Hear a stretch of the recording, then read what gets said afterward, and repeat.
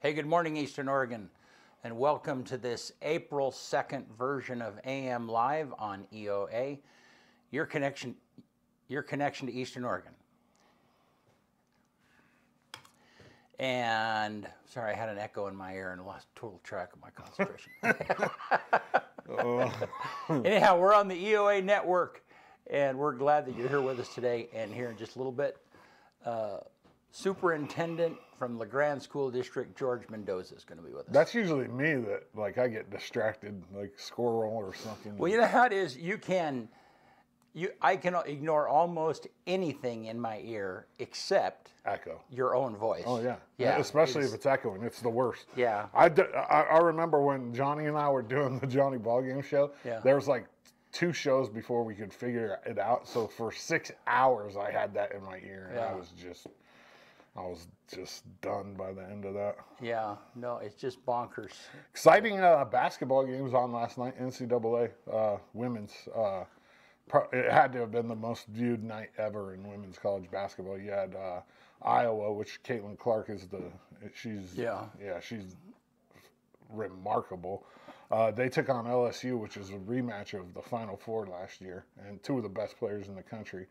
And Iowa ended up winning. Caitlin Clark had like 41 points, 12 assists, 9 rebounds, something stupid. Made 9 threes. And then in the second game, you had the best freshman in the country, Juju Watkins for USC, and the Pac-12's last basketball game ever last night. And they took on UConn, so a lot of people think Caitlin Clark's the best player in the country, but I personally think Paige Beckers is the best player in the country. I just think she brings more to a team. But Caitlin Clark is a phenomenal player, but they beat USC, UConn did last night. So it's crazy, though, because you would think that, these matchups, I would have rather have seen these matchups in the Final Four instead of the Elite Eight. But just because the way the brackets worked, you had probably the 2 best games of the whole tournament last night. And it was electric. So, and I'm sorry, so Caitlin Clark's team did win. Yeah, Iowa beat LSU. They lost to them last year in the Final Four. Okay. And then UConn beat USC. So now we'll see. Oh my goodness. Yeah. What's the deal?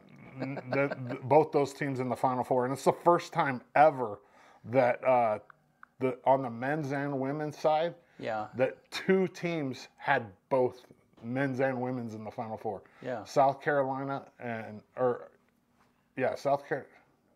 UConn and South Carolina. Yeah, right? Or no, UConn and NC State. UConn and NC State. I don't really watch too much women's. I mean, I've been watching it because it's just been so popular right now. But UConn and NC State. That's what it is. Yeah. That is the cool thing, though, about somebody like Caitlin Clark, is she drags people into the sport that would never. I mean, you watch, you keep track of it, but still. I usually watch the Final Four. Like I usually start watching come the Final Four, but last night, I mean, there's no way you could pass that up. I even switched it off my Padres game to watch that. Whoa. Yeah. It was good. It was exciting. There was a lot of people, and that UConn game was right here in Portland. Huh. Yeah. Well, in Pac-12, so that's super interesting. So last Pac-12 game ever. So our friend Sean Halliday, who lives here in LeGrand, he was the video engineer that helped put together the new Pac-12 studio just outside of San Francisco. Yeah. Yeah, and it's not a Pac-12 studio. They barely get through one season. Yeah, I don't know what they're going to do. Probably sell it to somebody, I'd imagine. Well, I mean, it's so funny because I get these trade magazines, broadcasting trade magazines, and here it's like they're featuring the new Pac-12 studios, and like, hey, did you? My friend did this. Yeah. Did you see last night they had Little People Wrestling in town? I had remembered, 2 or 3. A month ago, we had talked about that happening. Yeah, did that happen? I would never go, but it kind of annoys me that like we live in a town where we get all these people so excited about Little People Wrestling, but we can't get 30 people to a high school basketball game.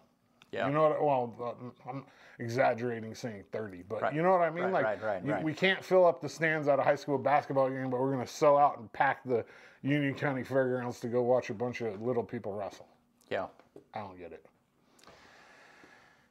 It's not real, for one thing. Well, but that's it. Some people would argue that it's kind of like demeaning too. You know what I mean? Like to. Well, I mean, outside of our assessment of the particular event, people are. I mean, that's what social media is. I mean, that's what our world is. Is they're attracted to something that is outside of themselves. You know. Yeah. So. Well, there's certain towns where, you know, that it wouldn't get the support that it got here. Yeah. I'm sure. You know what I mean? Like, it's just, I guess when you put little people and beer together, it's a great time. I'd rather watch real wrestling myself. Like, well, I would too. Like real wrestling. Like real wrestling. Not TV, not the. Yeah. No, I'm the TV wrestling. There's an entertainment value to it, but I just feel like it's just odd that, like, and it gives people jobs, I guess, and you know, they make a living off of it. But it's just odd to me that we single it out as, you know, as just little people. Like, I think it would be better if it was like just wrestling and you threw in a couple little people. Yeah. You know what I mean? Right. Well, that's just my opinion on it. I wouldn't go and watch that. Yeah. I wouldn't pay $20 for a ticket. Yeah. No. Well. No. But it was packed. I mean, and my social media there was pictures and videos of Really? Yeah. See, people you wouldn't even think would be at a little people wrestling event. It was like, oh, hey, I've never seen you at a high school basketball game. I've never seen you at but you're gonna go watch little bit. Maybe we need a beer truck at high school basketball. That would sell some tickets.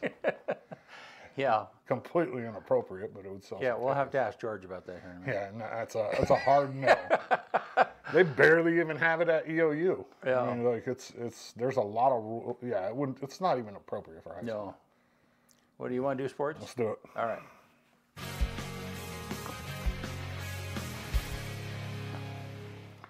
AM Sports Report brought to you by Rock & Sons Tire and Auto. It's coming. Cue Just the keep graphic. talking. Yeah. No, I have a different graphic for Rock & Sons. Oh, okay. Cue the graphic. Anyways, AM Sports Report brought to you by Rock & Sons Tire and Auto. The cool thing happened this week, and I don't know when this was released, but just recently, I would imagine. I didn't get anything from the high school, from the athletic director, but I got it from a parent. Maisie Wilcox and Peyton Daggett were both recently named honorable mention All-State for the LHS girls basketball team. And there's Maisie right there. And then there's also a picture of Peyton. That's pretty cool, both of them. I think Peyton's a sophomore. I think Maisie is a senior. So congratulations to them. LHS baseball and softball kick off their GOL seasons today over in Baker. Both teams play at 2 and 4. The baseball team looks to improve on their 2-2 record, while the softball team looks to stay unbeaten. Their record's currently 5-0. They're ranked 5th in the state at the 4A level. EOU baseball split this weekend at home versus UBC, University of British Columbia. They won both games Saturday, 3-2 and 11-6, and then dropped both games on Sunday, 10-14 and 8-18. They're 11-23 and play today at 6 p.m. versus Whitman in Walla Walla. EOU softball took all 4 games versus University of Providence this weekend. The pitching for EOU was once again outstanding. Kylie Parsons threw a no-hitter on Thursday and then turned around and gave up only 1 run in a 9-1 Mountie win on Friday. And the star of the show was once again Kaylee Hoskins. She threw a 2-hit shutout on Thursday while throwing her first perfect game as a Mountie on Friday. She had 27 strikeouts in 12 innings, and for her efforts was named the CCC Pitcher of the Week for the first time, or for the 5th time. This is her 5th time. And, I mean, I would imagine that she's probably going to get National Player of the Week, Pitcher of the Week as well. That comes out today. I don't see how you can throw a perfect game, a shutout, strike out 27 in 12 innings, and not get National Player of the Week. I mean, it's just phenomenal. The Mountie softball team is 22-5 overall. They were named Team of the Week in the CCC, and they're 13-2 in the conference, which is good enough to have them sitting in second place all alone, only because College of Idaho has not played any games against Southern, OIT, or EOU. College of Idaho is undefeated in the conference. Here's a quick look at the upcoming schedule for the week of sports at EOU, courtesy of EOU Athletics. You see it right there. AM Sports Report brought to you by Rock & Sons Tire and Auto. Go see JB and the boys. Good stuff. I haven't taken in one of those games. Softball? I just haven't had the time. Yeah. Oh, they're real good. Yeah. They're good. They're good. They hit the ball well. They pitch well. I mean, they won 4 games, only gave up 1 run all weekend. Wow. I mean, that's the one game they just, and once they get going, they're all the way up and down the lineup. They're just ballers. They're excellent. And bringing in Kylie Parsons this year was a huge piece. It's that piece that's going to push us to the next level. Right. Because last year we kind of struggled with the number 2 pitcher. This year, our number 2 pitcher is 11-0 with a 1.3 ERA, and teams hit like 160 against her. Right. Which is crazy. She's Yeah. our number 2. Right. And you said that she had a tremendous weekend too. Yeah. I posted on my Instagram a picture of her and said, don't sleep on her. You know what I mean? Just because Kaylee keeps getting pitcher of the week doesn't mean that she shouldn't get commended as well, because she's doing. I mean, she threw a no-hitter on Thursday. Right. Yeah. And then Kaylee comes out and one-ups her and throws a perfect game on Friday. But still, I mean, at that level, to only have a 1.3 ERA and other teams to hit 160 against you, that means 16 times out of 100 they're getting a hit off you. Yeah. That's not good. Now, do they relieve each other, or do they pitch the whole game? No, yeah. In softball, most of the time, I mean, as long as the game's close, they pitch the whole game. Yeah. So it goes Kaylee, Kylie, Kaylee, Kylie on back-to-back days. Yeah. It's usually how it goes. And then there's other pitchers on the team, but they really haven't seen a lot of action, because these 2 are throwing complete games and shutouts. And you know what I mean? They've only lost 5 times. Wow. And that would be the games. And in non-league, and sometimes on the 4th game, because the 4th game of a weekend, homestand or away games in conference doesn't count on your conference record. So there's a little bit of leeway there when it comes to pitching, but EOU and Coach Christian have been pretty firm in we're trying to win all 4, because this conference that we play in is so tough that ranking matters, and your overall record matters. Like last year, if we would have beat Hope down there, we make the national tournament. And because we lost a couple key games non-con that we didn't, pitch our number 1, we ended up not making the national tournament. So every game matters now. Wow. And so they're trying to win them all, and I don't blame them, because I mean, you got OIT, you got Southern, you got the defending national champions in Southern, you got College of Idaho, who hasn't lost in the CCC this year, and so I mean that conference is still 100% up for grabs, and we still play.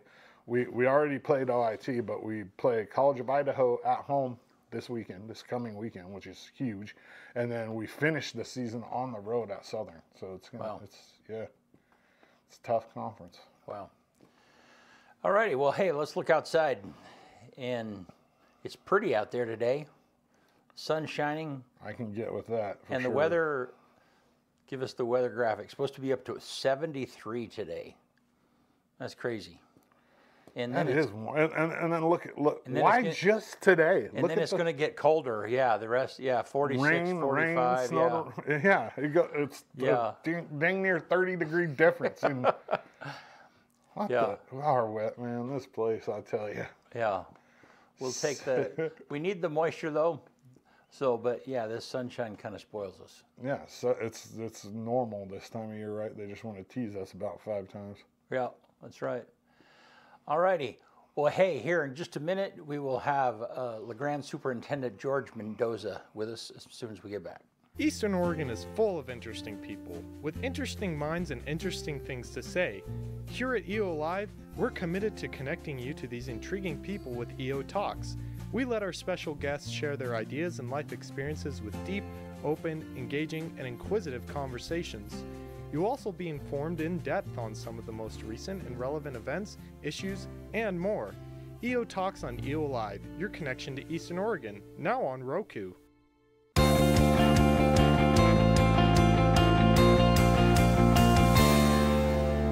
All right, we're back. The Grand Superintendent, George Mendoza. You didn't see, but he hobbled onto the stage. Morning. Good morning, yeah.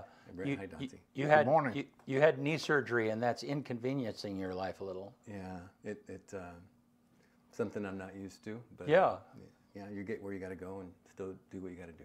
Yeah, good. Well, I'm glad that you're here with us. Yeah. Yeah, me too. Yeah. How are things?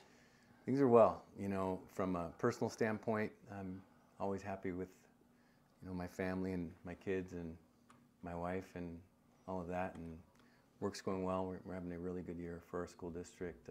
Really like our administrative team. Really like people that I work with, and love our teachers, love our staff, and love what we do for our community. So, pretty good place. Yeah. And came through Easter weekend. Did you have a good weekend with your family stuff? Yeah. Well, I'm kind of injured with my knee, so I'd say my knee has to be up quite a bit to try to get it to drain and get things to be less swollen. So, so I'm not moving around too much when I'm at home. But my in-laws came over and we spent time and had a nice meal, and of course I got to be with my family, and that was that's pretty nice. Called my girls, talked to all of my kids, and said hi to my dad and my brothers, and checked in that way, and it was a good day. And then we had to figure out some stuff with news that came in related to a threat incident. Yeah, tell us about that. And people may or may not know about. Oh, well, I would just say somewhere near, for me, 4:45, I got a text from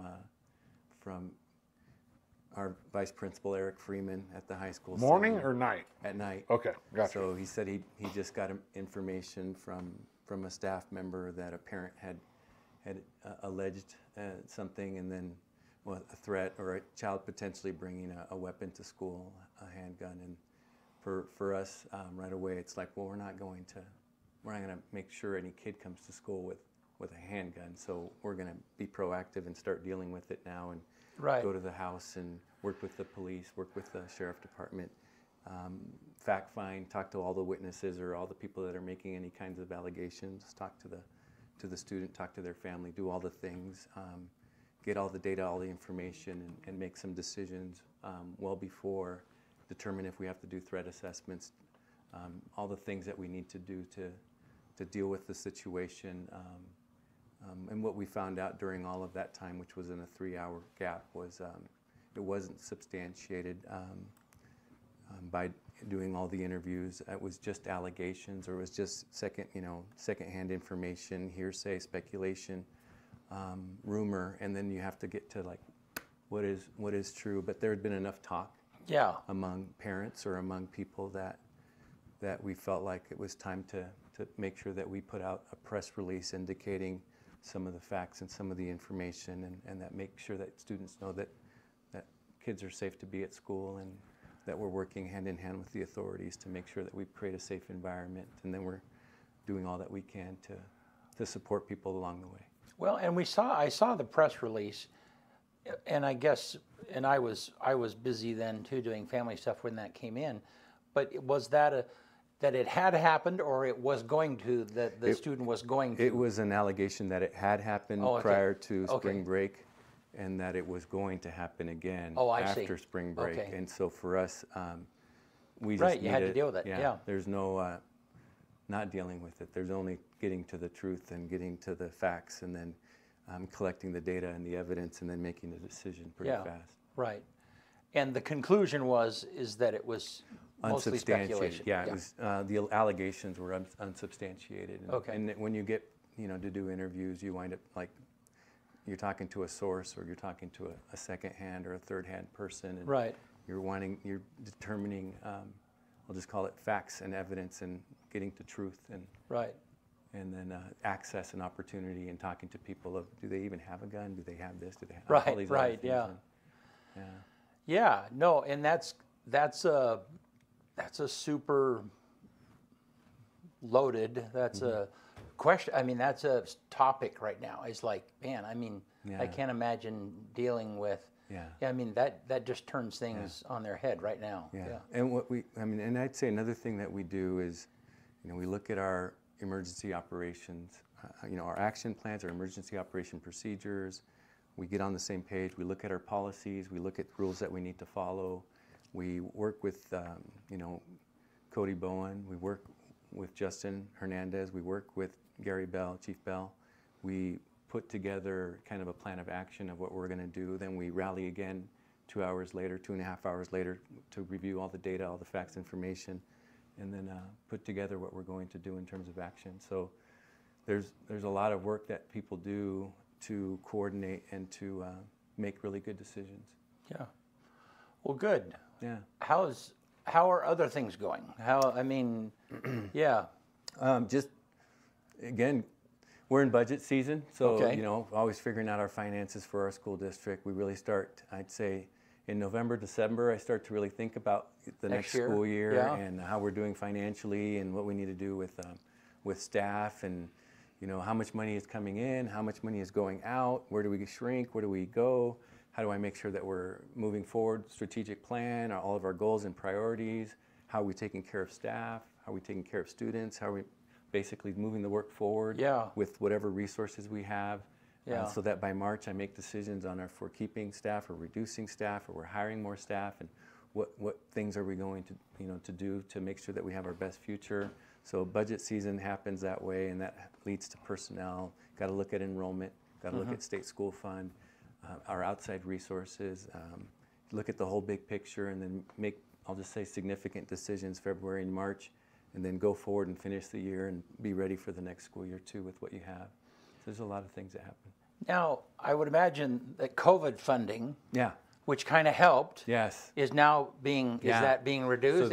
So that plays into these kinds of decisions, and we've had over the time that COVID hit from 2019, 2020 to now, we had ESSER 1, ESSER 2, ESSER 3, so elementary, secondary schools Recovery Act funds, so ESSER money.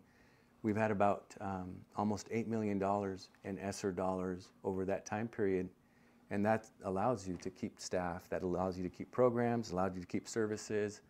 It allowed us to do HVAC type things and to do other things with our facilities. So that was really good money for us, and it made it so that you wouldn't use as much of your general fund, right, because you had the ESSER funds and ESSER is now, this is the end of it. So September of 2024, those funds are kind of basically use it or lose it, and we've been using it to keep some of our staff. So when we have this ESSER cliff of money being gone, we now have to absorb $800,000 worth of staffing, and can our general fund, absorb it? And over time for us, we built our end fund reserves. Prior to COVID, we were at about, let's say, $3 million as our end fund reserve, and it's grown to approximately about $8.2 million as an end fund reserve. So we've grown it, and we've been able to use ESSER funds or use Student Success Act funds, High School Success Act funds, transfer people, do attrition, slowly reduce, staffing positions, teacher positions, administrator positions, management positions, classified positions. So we've moved about 13 people into different pots, and then we've reduced about 11 or 12 people so that we're kind of right-sized, and then also people are put into funds. But now we have this ESSER cliff of losing the money, and now we have general fund, and now we can absorb them.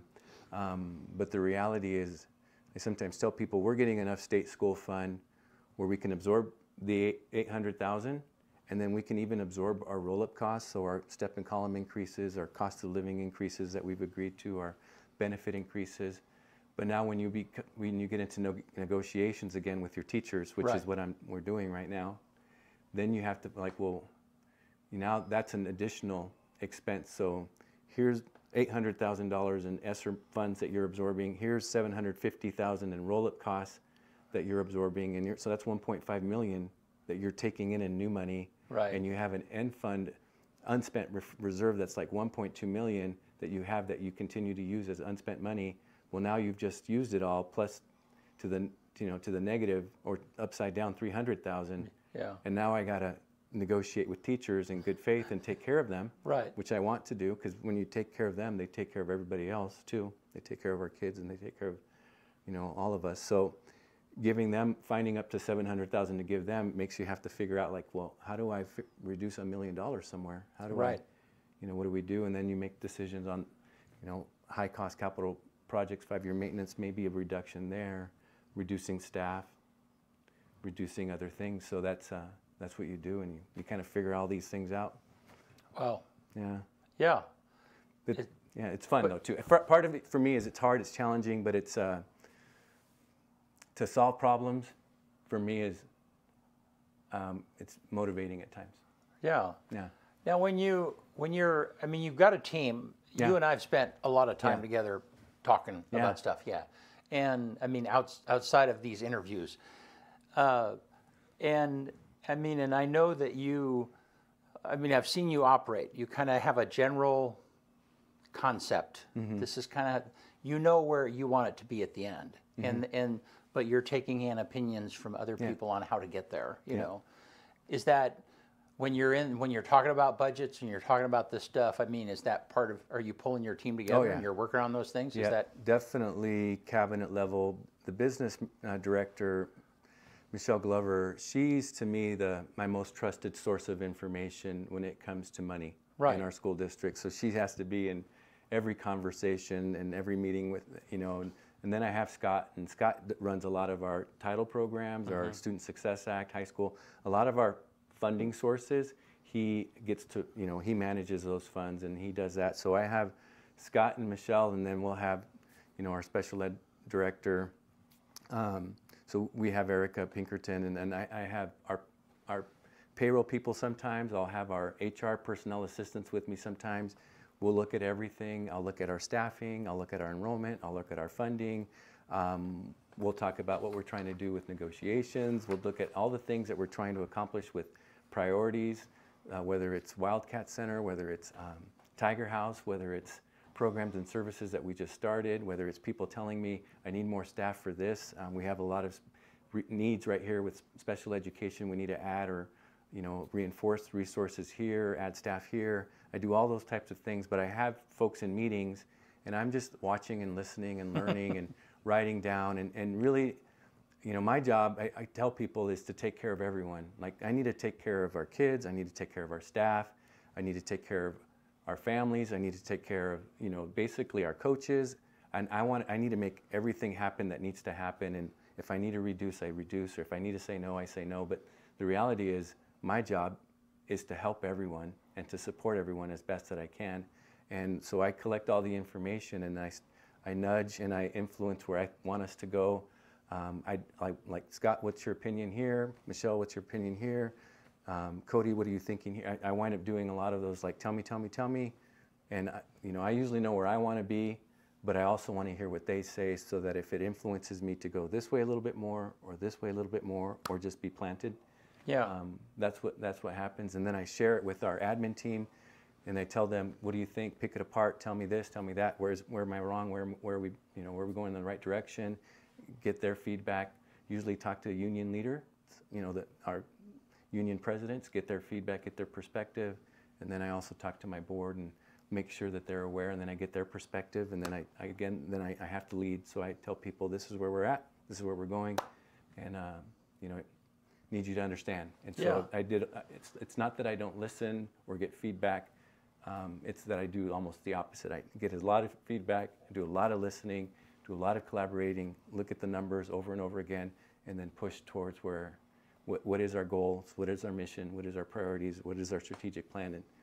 And then there's tough things that have to happen after that. Sometimes I tell people we're reducing, and then I tell people we're reinforcing this, because that's part of our priorities, or that's part of our goals, and I'm not going to invest in this, or we're not going to do all of these things here. And then you have some people sad or mad or upset, and then you also have some people but they know where we're going. Yeah.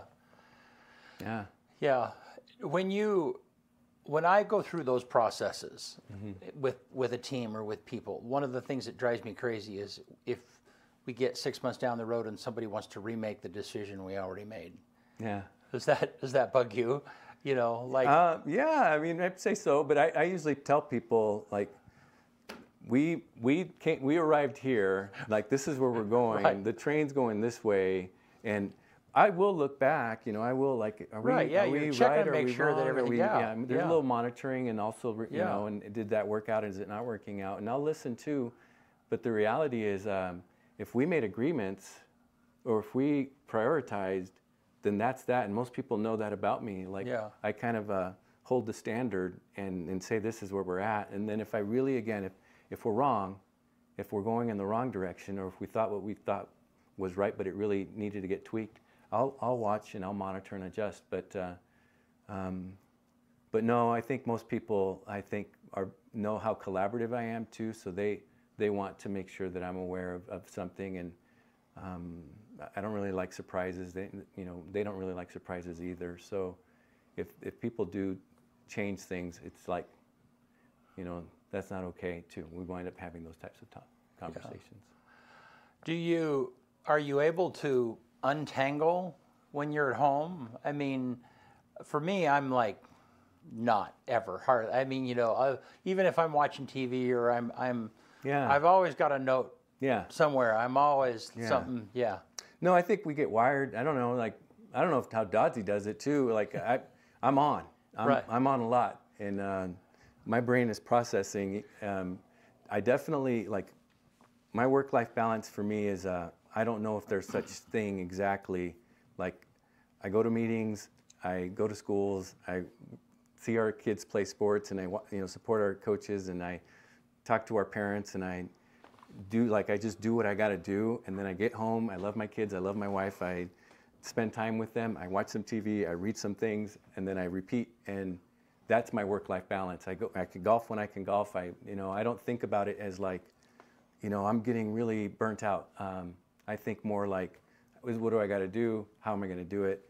And let's get through this. And then try to be a nice guy, try to be a good human, try to, treat people kindly with respect and dignity, compassion, humanity, all those kinds of things. And I find like it's like a pretty good life. I don't, so if I do vacation, that's probably when I can really start to turn off, because I'd say after 3 days, there's another 4-day period where I'm like, I'm enjoying this. And then by day number 8 or 9, I'm kind of in the, I gotta get this done, I gotta get that done. But there's also a lot of times where I'm away, where I have phone calls, I have emails, I have video meetings, I have all kinds of things that I have to still do even when I'm technically on vacation or even sick. Like the work doesn't end, and I kind of allow for that. It doesn't upset me. Yeah. Yeah. I was on Saturday. I didn't leave the house the entire day. It was very strange. So in the morning I did some computer work and worked on some stuff, and then in the afternoon I've been working on building this stupid little model where you punch out the piece, something I bought from Hobby Habit, got for Christmas, and you punch out the pieces and the marble kind of goes down and then it recycles, and it's, I don't know, it's got a bajillion pieces. And so finally I drug that out and was worked on it for a couple hours, and Tanya kept looking at me and smiling, and I said, "What?" And she said, "I'm so glad to see you doing something that is not associated with work or the campaign or whatever, and so yeah. They say that it's unhealthy to not have boundaries when it comes to work. Yeah. None of us. I don't. Yeah. I mean, there's no way. I get messages all the time. Yeah. All the time. I'm around you guys when you're broadcasting things at times, events or games or activities. I'm around Dodzy when he goes to baseball, and I'm happy. Like, I'm happy to see Dodzy. I'm happy to watch the game. I'm happy to be around our coaches or our announcers, or meet our parents or say hello to our parents or say good job to our kids. And then when I'm meeting with our union presidents, most of the time, they're not always pleasant conversations, but most of the times, I enjoy them. I enjoy our teachers. I enjoy our kids. when I'm working with the family that's upset, I'm trying to figure it out with them, but also in my brain, I'm thinking, how are we going to fix this, or how are we going to make this better? I try hard not to be in an adversarial position, but my point in all of that is I try to enjoy the moments and have appreciation for them, and that, for me, it doesn't make me feel too low. It makes me feel usually like we're close to, I'm close to my purpose, or I'm close to what I think is meaningful. Yeah. I think it would be hard, and I'm sure you face this, where,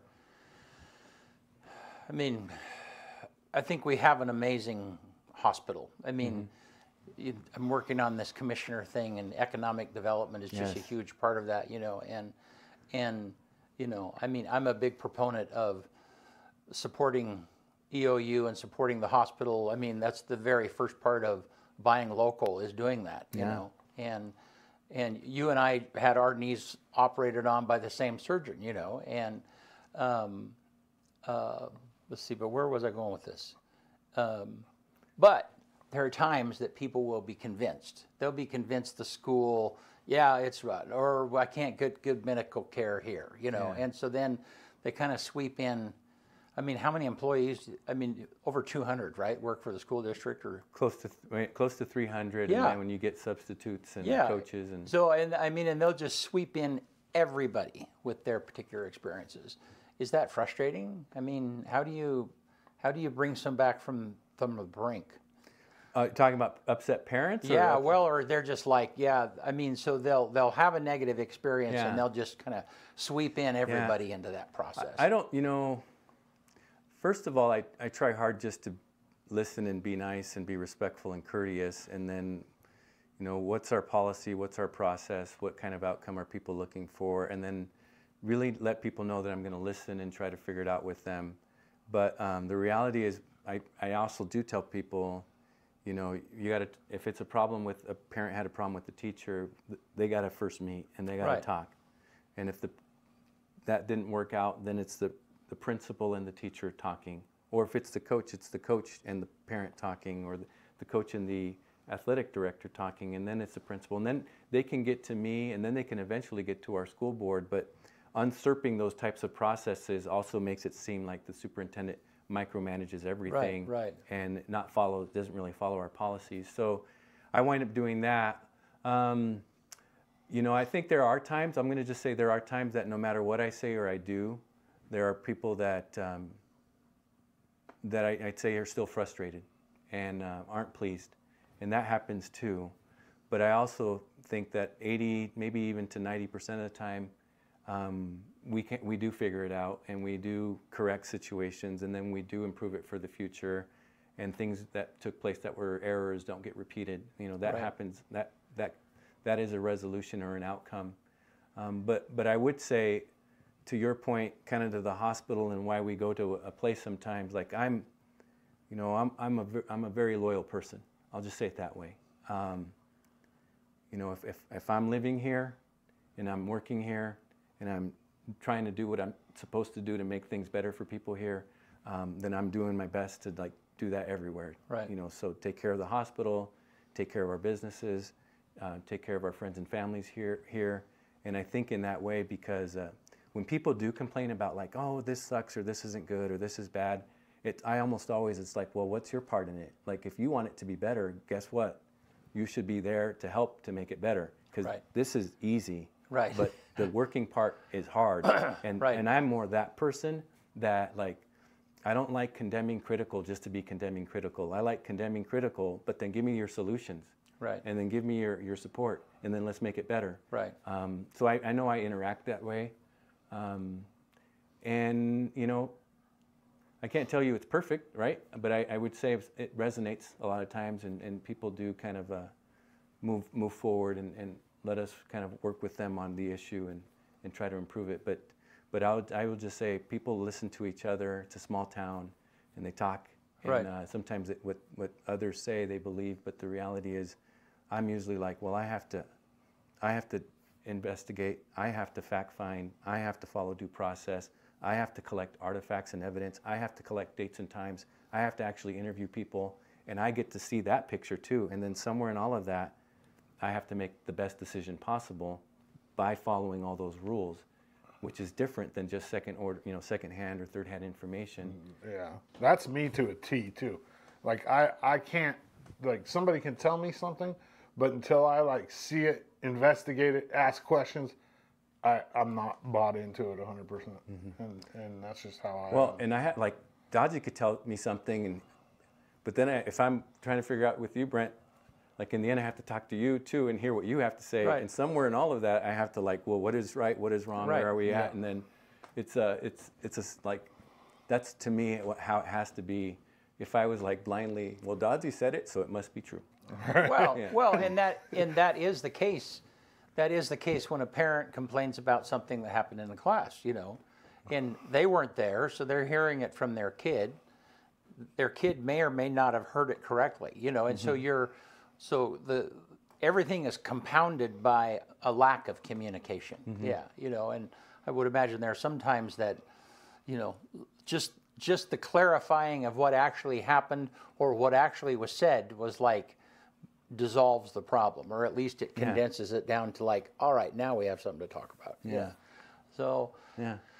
no, I get that. How's the attendance going, isn't it? And I tell you, I was at the Embler City Council meeting last night, and they were talking about truancy and Yes. yeah, and so on and so forth. Oh, well, I'll just say in general, and we can get to truancy for us, but we've improved. At least 2 months ago was the last time I looked at data. We had improved about 8% district-wide.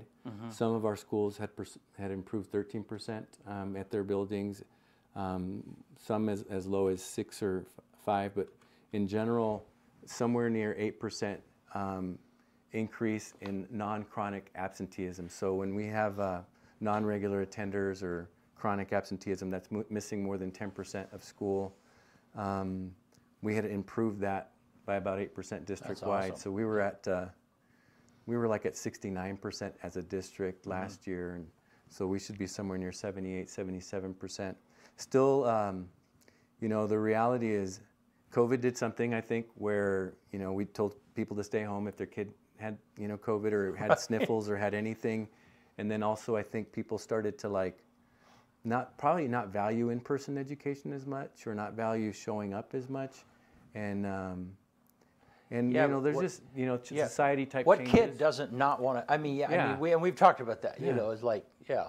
And so we've had to combat that and figure out ways to incentivize, motivate, but also, you know, put pressure, you know, and part of the, you know, the potential citation by having a, you know, a truancy resolution passed where we have an ordinance for truancy is we can have awards, we can have incentives, we can have rah-rah, we can give you a treat, we can, you know, give you a certificate, we can put you in the running for a bike, we could do all kinds of things to, you know, give you carrots and tell you, you know, how much we appreciate your attendance, and we can give letters to parents and tell them that this is the attendance right now and this is relative to the district, relative to you know, our state too. We can do all those kinds of things, but there are still families or people that just, they're not valuing showing up consistently or showing up at all. Yeah. And the reality is, whether we have green zone, and I use green zone strategies as like normal traditional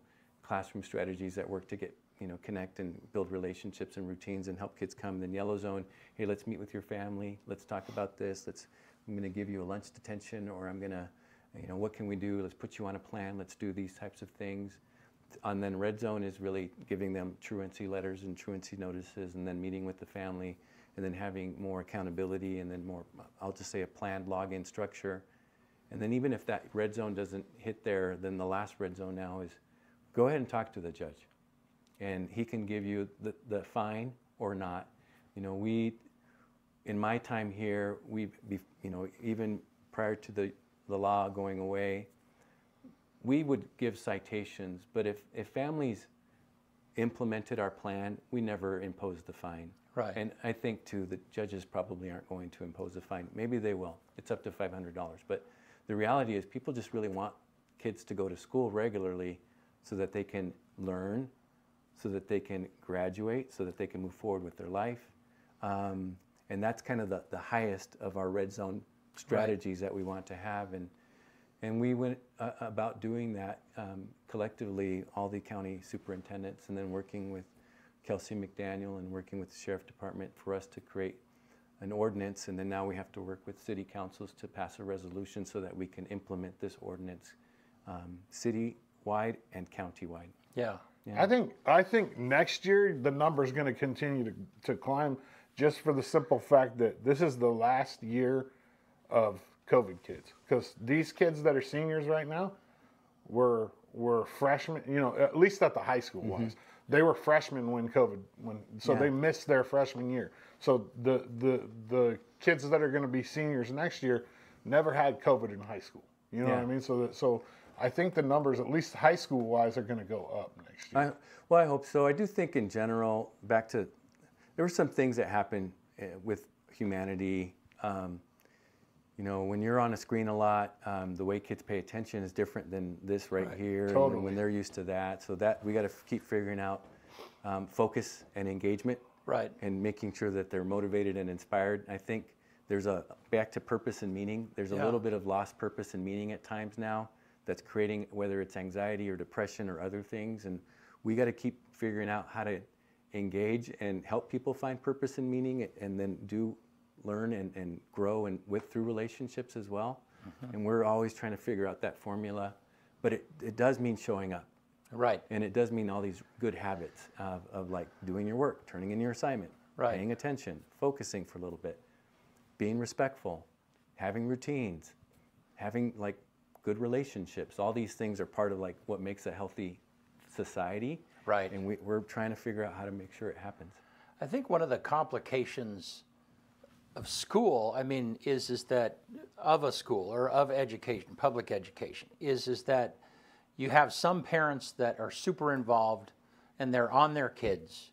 What homework you have to do, da da da da da. I mean, they're holding them accountable, and then there are some kids that they might not have any adult influence whatsoever, or very little, you know. And so then public education has to. Some of those parents that are on their kids, they don't want the school crowding in and adding. I mean, you know, but on, and that's how I was. Is like, okay, hey, you know, when they get home, I'll do my job, you know, and so there was a boundary where I didn't want schools involved, you know. But on the same hand, that doesn't feel the need of those kids that don't have that support. Yeah. Do you run into, you know, I mean, parents have lots of different things that are going on. There's lots of different reasons why kids might not be showing up. Do you ever run into the attitude of like, well, we just don't think it's important for kids to go to school? Our kids, I mean. Yeah, in my time, there's been times where I've had parents feel that or say words like that. And the reality is, I mean, I can be like, well, if you really don't want them to be in school, then you can homeschool them, because that's the law. You're allowed to either have them go to school and maintain regular attendance in school, or you can homeschool, and then I can work with the ESD to get you signed up for that. They'll help you find curriculum, and then you have to work with your child. Yeah. But there is no like, you can just have it whatever the way you want. Yeah. You know, there is no choice to not educate your children. I sometimes will. I mean, it just depends.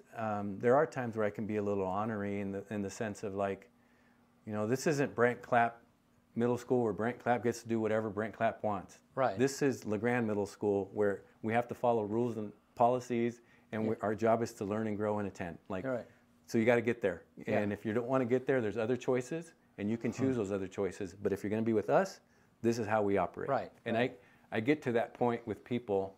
Still, if I can be kind and supportive, I will be. But also, like, if you're pushy in the wrong direction, I'm probably not going to be, okay, do whatever you want. It's back to that kind of, it doesn't work like that. It's like usually, no, then we're going to do this, and then we're going to do this, and we're going to do this, if this is how you're going to do things. Well, and I think that what is appalling sometimes for a generation who looks at a younger generation like, how did they get there, is that, I mean, all of that preparation in junior high to do that kind of a stuff is practice for real life work. I mean, when they're working a job or whatever their case is, and their time does not always belong to themselves. I mean, and it always escapes me how sometimes those skills can just be disconnected. You know, I mean, you have people that show up and they just don't have the soft skills. They don't know to show up on time. They don't know to, you know,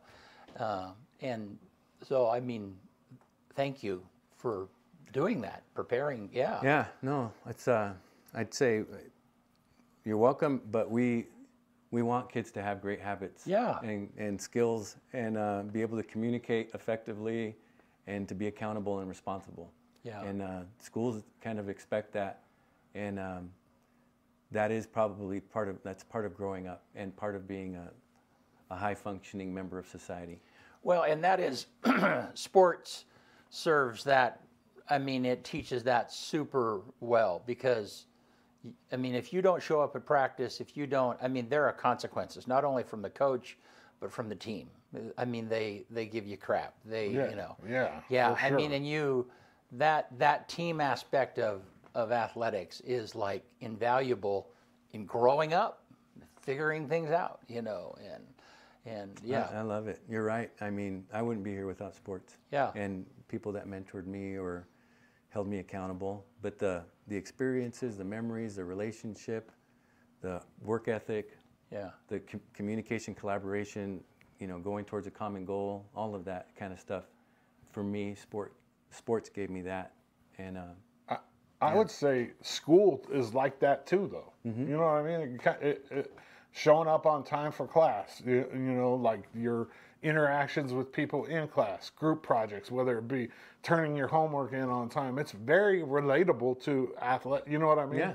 And it's just, it prepares people for real world. That's why you need to show up. Because Right. there's you aren't getting that if you're not showing yeah. up. Well, and I tell people, even to that point, imagine us partial understandings, misunderstandings, partial conceptions, misconceptions, all happen when you're not there. Yeah. Whether it's learning math or reading or science, or whether it's your job and, you know, Brent wanted you to do X, Y, Z, and he wanted you to use this computer to do these things. And if you're not there and you're not properly trained to be able to do what you're supposed to do, it's all these things happen in work and in school, and in coaching too. If they're going to have a sport and a play and a thing that you're supposed to do, so it's that, like, you got to show up. You don't want to miss practice because, you know, if you're working on double plays that day and you're a second baseman, something you might need to work on. Same thing with school. Like, I didn't like missing class for baseball because I knew, like, in my whatever it was, math is very, very easy to explain. If you miss the teacher explaining your stuff in math, you're behind. And guess what happens? Here's another thing that happens on top of that, whether it's a sport or math or whatever.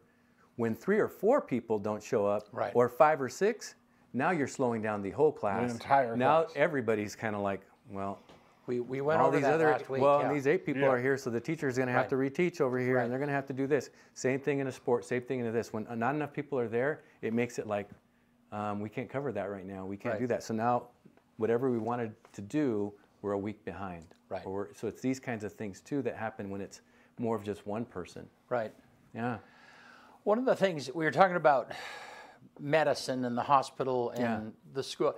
One of the huge things, and it's very obvious, but it is so significant, is that, you know, when you have a doctor, he's just dealing with you, and you got that physician, or, you know, maybe you see his second command before you finally get to him, and so on. But you're being dealt with one-on-one. Well, a teacher, they've got 25 kids or whatever it might be, right? Yeah, and some of those kids might not be at grade level. Some of them might have special needs, and so they're having to be pulled out during part of the school. I mean, and so, I mean, it is just an imperfect system. It is, and there can be a lot of frustration that is built into that for the teacher, because they want to take care of their kids. They want to see their kids learn, and, you know, anyhow, it's crazy. I mean, I would not want to do that. Yeah. No, back to purpose and meaning. You know, people choose their jobs and choose their careers typically because it's something that motivates them or inspires them. And when they're not seeing the growth, or they're seeing that people don't show up, or they're seeing behavior challenges that are difficult and people not being responsible. Yeah. You know, there's a lot of stuff that kind of just say makes it harder than Yeah. it needs to be at times. Well, and I was married to a teacher for 24 years, so I understand this. And then the other thing that has happened is, good or bad, we've put the success of the student onto the teacher. So the success of a teacher is measured by the success of the student. And there's not always a direct correlation. I mean, if you have a student that doesn't want, if you're in the place of a teacher, you have a student that doesn't want to learn, and you're going to be penalized, your rating essentially is going to be penalized because that student, maybe they got problems at home or whatever the case might be. And so, yeah, so teachers often are in a terrible spot because they're there because they love kids. They're there because that's what they wanted to do and that's what they chose to do. But often their evaluation is, I mean. Well, I hope, you know, I'd say for me, when I've been a principal, I've been a teacher, I've been, you know, assistant superintendent, I'm kind of always big on, if we can have a year's growth, that's the goal. If a child is 2 years behind, a year and a half growth, or even 2 years growth you're exceptional. But the reality is, do the best that you can with the hand that you're dealt. Right. And if that's building relationships, if that's having the child get to a point where they're regulated and they know routines, and if that's getting them to have some habits like turning in their assignments and being able to be focused for 10 or 15 minutes, and for them to like allow us to engage with them, and then we'll get to the higher math or the higher reading. But we put in a lot of systems where we do really good, I'd say, large group instruction. And if they're not doing so well, we have small group opportunities. And then if they need even more, we have individual. And to me, our district has programs and services and times for large, small, individual, based on the student.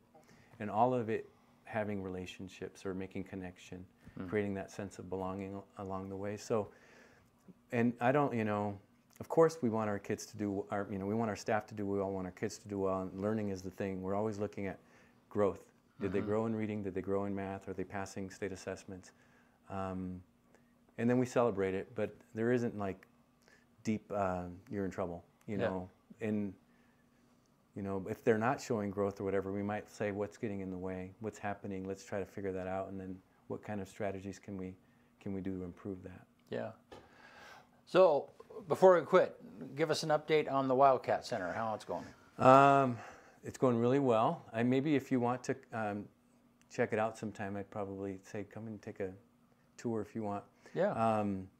So it's enclosed now, and they're putting in the mezzanine, and they're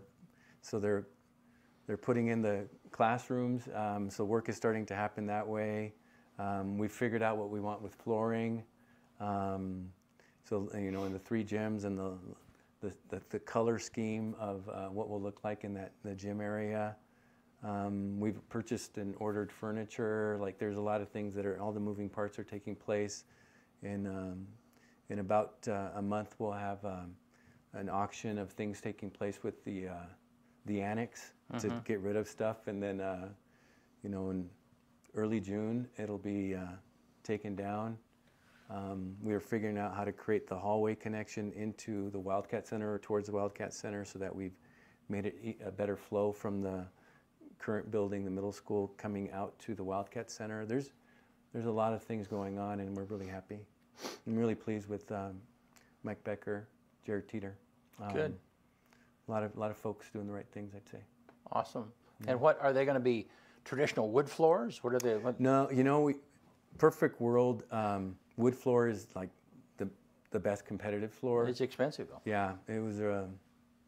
We had originally said that it was going to be a sport court. And it would be a multi-purpose place, so it would have galas or other events as well as athletic events.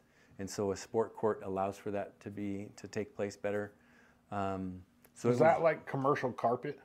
No, a sport court would have been like a parquet Plastic? type floor. Yeah, like but the reality is it's going to be even better than just a typical sport court. It's going to be a polyurethane type flooring that's rubber. It's actually called, I think, Comfort 110 is the name of it. And then it is poured twice. Like there's a pouring and then there's another pouring. And it is kind of a self-leveling. Yeah, and it's all seamless too. and it's going to be a huge. It was about 300, 250 less than having a wood floor, which we're already at the higher end of our budget already. Yeah. We have what we think is about 100,000 left in contingency. Yeah. 150. So we can't do anything really extravagant right now. Although what we have, I think, is very, very solid. But, Yeah. It's going to be very nice. We have a wood floor already at the middle school main gym. Right. So we're going to have main competitions. We have that. But for multi-use, the sport court is like great for volleyball, great for pickleball, great for basketball, great for softball and baseball too. A wood floor with softball and baseball practices would have, so there's a lot of reasons. Yeah. How many square feet is that 3 gymnasium? I mean, It's a lot. It's going to be in the 80, like 60 to 80,000 square feet. It's that's awesome. Yeah, it's huge. It's going to be beautiful. Cool. But it's going well. Good. You know, it's going really well. Well, George, thank you. Yeah. So much for being here. It's always, you and I can talk for a long time, because I have a ton of questions that I didn't even get asked that just are in my head. So Yeah. I'm glad to be here. Yeah. I'm thankful for you, for Brenton, for Dodzy. You guys do a great job. Hey, you want to get us out of here? On this day, April 2nd, 1827, U.S. inventor Joseph Dixon of Salem, Massachusetts begins manufacturing lead pencils. 1827. 1865, the Battle of Fort Blakely, Alabama, is the last major battle of the Civil War. And then 1 year later, U.S. President Andrew Johnson ends the Civil War in the South. 1866 on this day. 1935, Scottish physicist Robert Watson Watt receives a patent for radar since 1935. And then we'll just jump all the way to 2023. The footage of the deepest living fish ever recorded, the snailfish, is caught on camera at a depth of 27,349 feet. It's a long ways down, and that was in the Ogasawara Trench, just outside of Japan. Number 1 song in America on this day in 1984, Footloose by Kenny Loggins. And the quote of the day comes from Harry S. Truman. And it's amazing what you can accomplish if you do not care who gets the credit. One more time. It's amazing what you can accomplish if you do not care who gets the credit. Good stuff, man. That's it. Yeah. Thank you, George. Thank you. We'll be back on Thursday. See you guys soon.